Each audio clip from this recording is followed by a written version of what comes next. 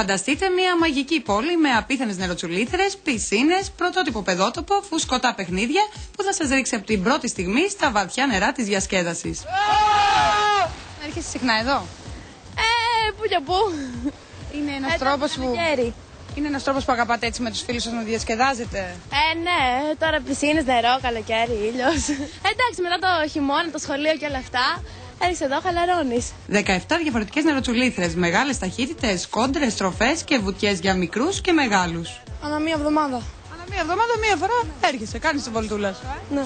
Και σου αρέσουν όλες, απολαμβάνεις όλες τις διαδρομές, νεροτσουλήθρες? Περισσότερο είναι κάποιες συγκεκριμένες που μου αρέσουν πιο πολύ, όπως η κίτρινη πίσω και εκείνη η στρογγυλή. Έλα, πάμε. Εντάξει, είσαι.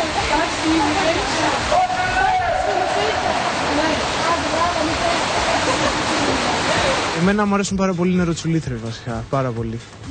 Και δεν σου φαίνεται. Ναι. Εσένα? Εμένα μου αρέσει αυτό το εξωτικό στοιχείο που έχει. Δηλαδή, όπως έχει και πίσω και είναι, νομίζω ότι είσαι σε νησί. Ναι. Και είναι μέσα στην πόλη. Μια υδάτινη παιδική χαρά με πειρατικό πλοίο, πολλά φουσκωτά παιχνίδια και συνεχή επίβλεψη από έμπειρους ναυαγοσώστες είναι ειδικά διαμορφωμένη για τους μικρούς φίλους. Πάρα πολλοί γονείς αγχώνονται με τα μέτρα προστασίας που μπορεί να ληφθούν στις πισίνες, στις νεροτσουλήθρες, στους παιδότοπους κτλ. Ναι, το καταλαβαίνω αυτό γιατί και εγώ μαμά είμαι. Καταρχήν στη μικρή την πισίνα, όπως και σε όλες τις άλλες, υπάρχει ναυαγοσώστης. Σε κάθε διαδρομή πάνω υπάρχει και ένας ναυαγοσώστης. Όταν έρχονται σχολεία, γιατί μας επισκέπτονται πολλοί σύλλογοι, σχολεία κτλ. Ανά 20 παιδιά πρέπει να υπάρχει ένας συνοδός. Έτσι ώστε να βλέπουν και αυτοί τα παιδιά. Τηρούνται οι κανόνες ασφαλείας πέραν του δέοντος. Μιλάμε για το μεγαλύτερο υδάτινο πάρκο που απέχει μόλις 15 λεπτά από το κέντρο της Αθήνας σε έκταση 40.000 τετραγωνικών μέτρων. Μια εξωτική νεροπολιτεία που μπορούν να απολαύσουν μικροί και μεγάλοι φίλοι ανεξαρτήτως ηλικίας.